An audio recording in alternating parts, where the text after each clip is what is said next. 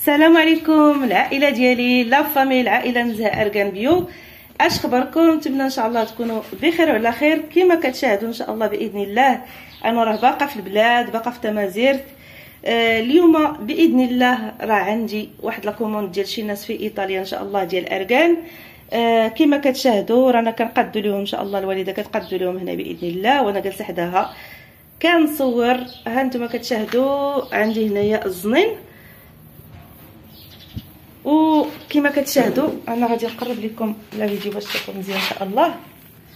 هذا العلف ديال الزنين، هذا هو اللي كنستخرجوا منه، هذا هو العلف اللي كتنقيه الوالده. كما كتشاهدوا هذا هو كما قلت لكم الزنين اللي كنستخرجوا، هذا هو الحب اللي كنستخرجوا. بسم الله، ها هو شوفوا اللي كنستخرجوا منه اركان، واما كنستعملوا منه يعني كنستخرجوا منه اركان ديال التجميل ولا اركان ديال الماكله.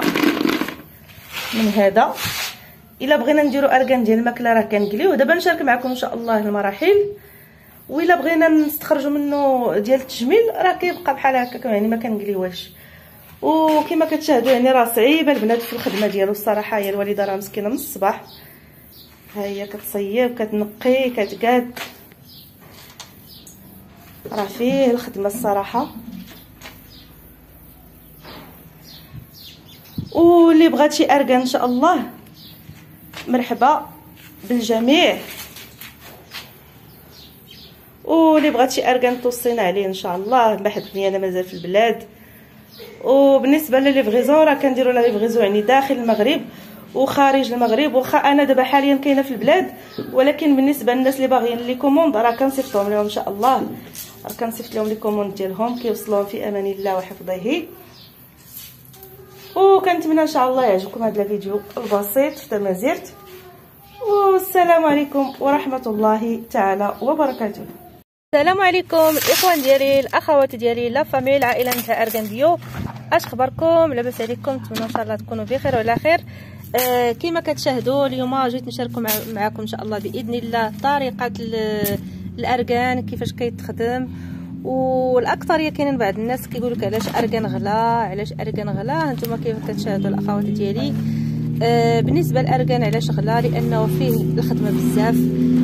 عندنا هنايا المهم هذا راه فيشناه، راه مالين الدار جابوا افياش وهرسوه. والمهم هانتوما كما كتشاهدوا هذا حنا كنقولوا ليه هنايا اوزليم. من بعد هذا البنات راه كيتهرس. هذا اوزليم هو هذا اللي كيتهرس دابا هنايا كما كتشاهدوا باش كيستخرج لينا هاد الحبات اللي كاينين هنايا عندنا. من بعد هاد الحبات البنات هما فاش غادي هانتوما كتشوفوا هاد الحبات هما مناش كنستخرجوا ان شاء الله باذن الله اركان. وهذه هي الحجره اللي كنهرسوا فيها اركان كما كتشوفوا.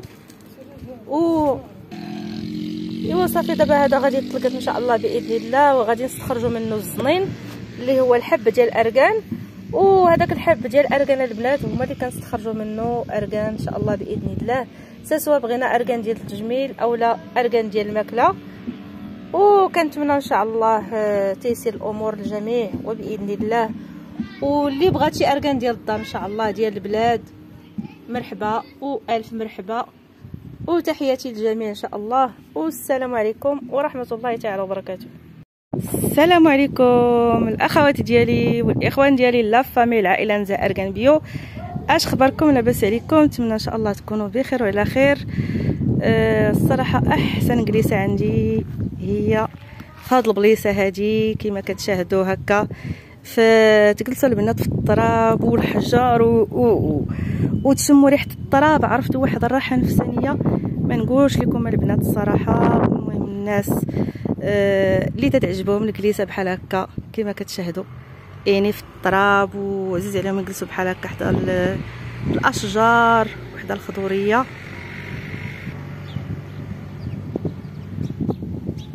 الصراحه واحد المناظر جميله. ايوا كتشوفوا هنايا الفروخه يا البنات ما نقولش لكم، كتسمعوا زقزقه العصافير. ايوا هادشي اللي كاين البنات. وهنا كيهبطوا لهاد البليصه هادي كيهبطوا ليها الفريخين. صراحه واحد المنظر جميل، جميع انواع الفروخ.